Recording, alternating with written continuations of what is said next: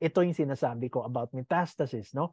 Ang primary tumor mo nandito sa bituka, ibiyahe yun papuntang sa atay, no? The cancer spreads to different parts of the body. Now, ayan, dadaan, papasok sa ating mga ugat, blood vessels, papunta sa ating mga kulani, no? O, lymph nodes, no? Kaya sa breast, for example, no? Sa breast, pag may nakapakang breast mass, uy, may bukol ako.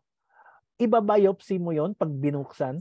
Babiopsihin din yung katabi na kulani, na lymph node, na kadalasan nandito sa ating kilikili, no? Same side, ipsilateral side. When we say ipsilateral, same side, no? So, right breast may bukol. Pag inalis yung bukol, pag inalis yung breast, kukuha din lahat ng kulani, ibabiopsy din. Ano bang biopsy, Doc?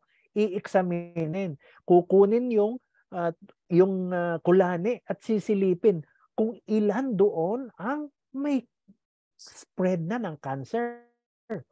Pagka negative, pag zero, ay ang ganda na stage na yan. Early cancer lang yan. Ibig sabihin, hindi kumalat pa papunta sa kamay, papunta sa utak, no? And it becomes an early cancer. Very, very much treatable. Matagal pa ang buhay mo. Aabutin mo pa ang iPhone 20. No?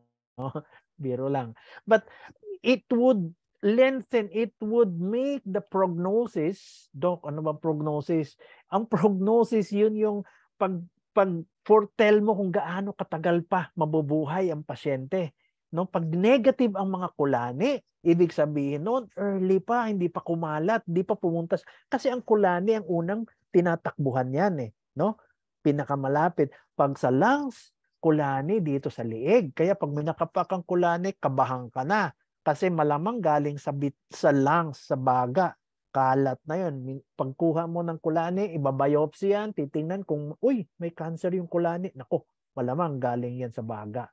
No? About a big percentage, 80 to 90% of lymph nodes sa lieg galing sa lungs. It's a spread. No?